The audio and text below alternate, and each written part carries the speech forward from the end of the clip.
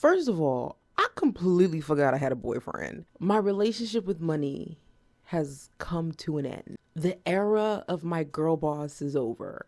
I went to culinary school. I didn't finish, but I went to culinary school. And then a couple years later, I paid off the culinary school loans. And then a couple years later, I got my big corporate, girly job where I had the heavy credit card. And so, a couple years later, I had the high rise apartment with the wrap balcony and the floor to ceiling windows. Granted, I had a roommate, but baby, it was cheap and I didn't have no debt and I didn't have no bills. And so I paid a lot for good therapy. In my girl boss era, I very much so took care of myself. And I still take care of myself, but that looks different now. Money being connected to the power is the lie, which is what I've been saying. Like, I'm trying to get that. I'm trying to undo that. And that's literally when I say the veil, like the Friday the 13th magic, the veil was lifted. But I'm stubborn and hard-headed and I don't like displeasure. So shit could just be easier. It don't have to be so rough. But sometimes shit gets rough and you still learn your lessons. But that's part of it. Like in the news era, we don't have to have rough lessons. Because if I am to be the people's princess, I have to be among the people. And the thing about that is asking for help, asking for money. Some people are good with money. Some people like money. Some people are good with numbers. Some people like numbers. Bitch, Lindsay Lohan lied. Numbers are not the same in every language. You ever see Arabic numbers? Not the Arabic numerals that we use, but like Farsi or whatever they be using over there where they having war right now. Them numbers ain't 1, 2, 3, 0 to 9.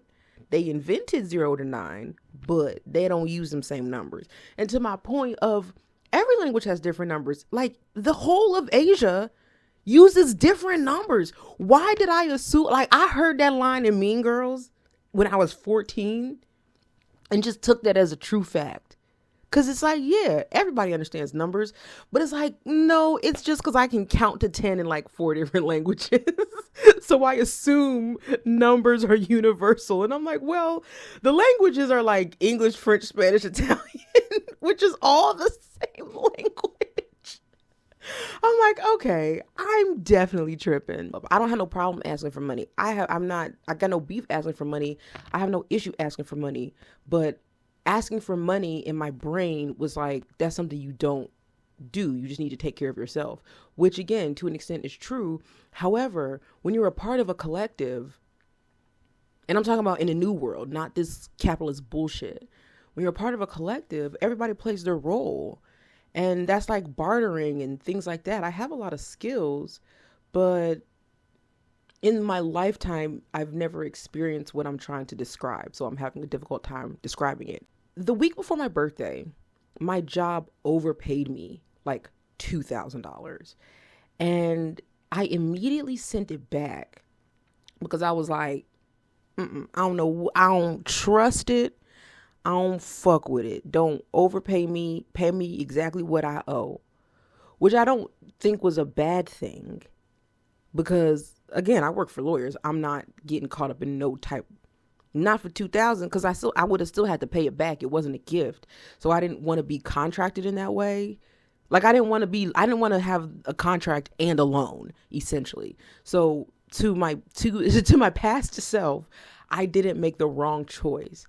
However, when I say like allowing the money to genuinely flow, when things like that happen, I could feel safe to just be like, shit, an extra $2,000 right before my birthday. That would have changed the whole vibe of my birthday. I cried on my birthday for the first time since I was like fucking 7. Like that's how bad I hate being around my sister. But that's not the point. If I don't want money to be the most important thing, then I just don't make money the most important thing. And it really is just that simple.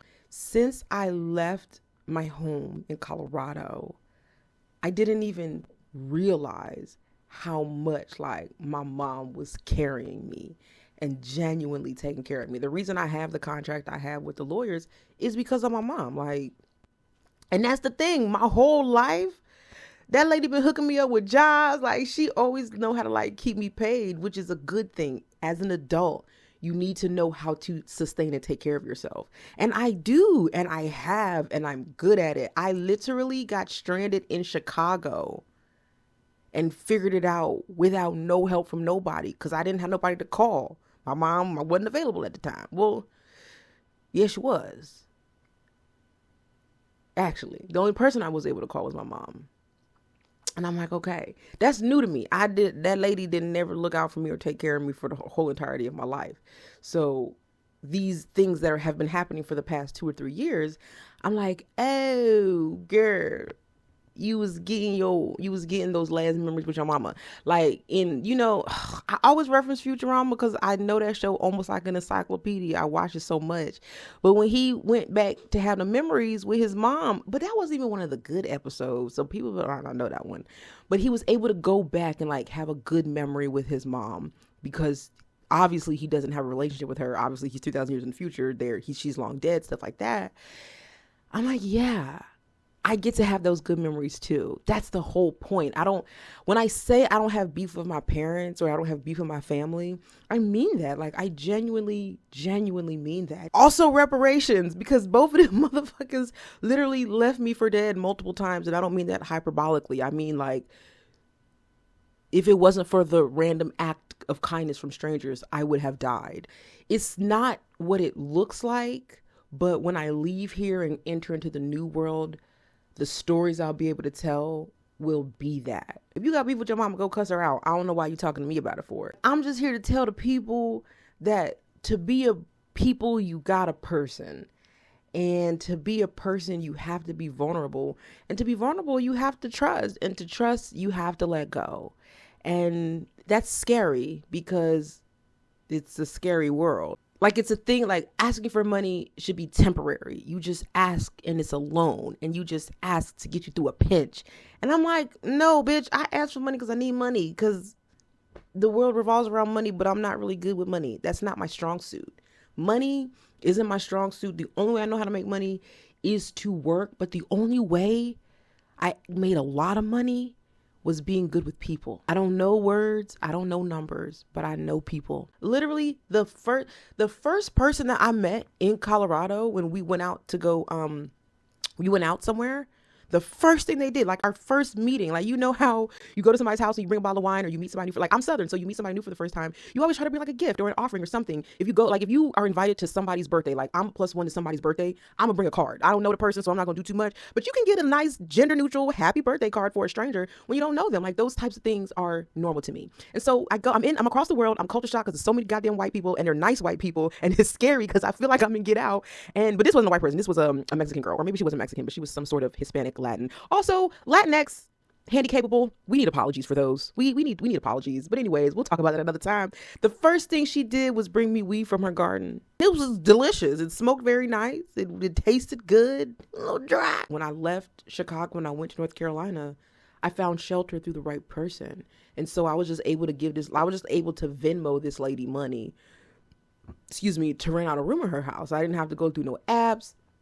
I didn't have to pay no fees or taxes or none of that. And so I would Venmo her sometimes every day, sometimes every week, sometimes every couple weeks. Like we were able to work it out where I was able to just like pay her at a comfortable rate for me based on like my work schedule. And so I'm like, yeah, that's shelter, that's food. But I don't know about y'all, but Asian people, mostly like the South Asians, like the darker ones, but the East Asians too, they'll just give you food. Muslims will feed you. They'll just feed you. I don't know. Like if you are around a lot of Muslims and you're starving, that's a you problem. And I don't mean that in no funky way, because white people have been in rare form behind Muslims these past couple of weeks. And I'm like, they talking like they grandpappies. Like the way these white people are talking about Muslims would not fly for blacks in 2026. Not even a little bit. That man posted them people as monkeys and was talking about, I talked to that black man, and he didn't apologize and all that kind of stuff. But he did have a fucking meeting. They didn't tell him to suck it the fuck up. You know what I mean? So I can recognize that we're not on the same operating level, because the way these people are talking about Muslims, they're like, yeah, all Muslims should die. That's actually a very valid thing to say. Sir, you're a senator in Tennessee. What are you saying? Anyway, but I didn't want to say Muslims because I was mostly thinking about Indian people, and Indian people are typically not Muslims, but I'm in a neighborhood with a lot of Muslims. It's like the basic needs of humanity can be solved through human connection. She was growing loofahs in her garden. I didn't even have to get a loofah from the stove. I had a loofah. She got the loofahs out the garden. It was like, cool. That's one less thing I got to buy. I need cannabis for people, but that's just because most people they brains is broken and it's not their fault, but the shift is here in that I'm just going to ask for money more often is kind of what I'm saying. Just get used to it. But I'm pretty, so it should be easy to be like, yeah, we'll give her $10. It's inflation. We'll give her $50. It's wartime. We'll slide her a cool 100. It's wartime. We need to be connected with each other. But there's no human beings in my life that are alive is kind of my point. I just want it to flow magically. And it ain't no magic. You just gotta go talk to people. I mostly just smoke weed and yap into a camera. And that's just allowed to be my life because we the people will be here. We the people. Here's the thing also, before we go, because Tyler Perry had that show with Tara J. Vaughn and Jay Nova, and I was very excited to watch it, but then I couldn't find it. But then he changed the name, and apparently it had something to do with copyright because he stole it. And I'm like, Tyler Perry sold us out to Paramount. If the Miss Pat show is canceled when the BET Plus dissolves into Paramount Plus, I'm going to need us to crowdsource and crowdfund because that's good television. That's original television, and that's Black television. And we need Black television that supports Black people every day except for Wednesday.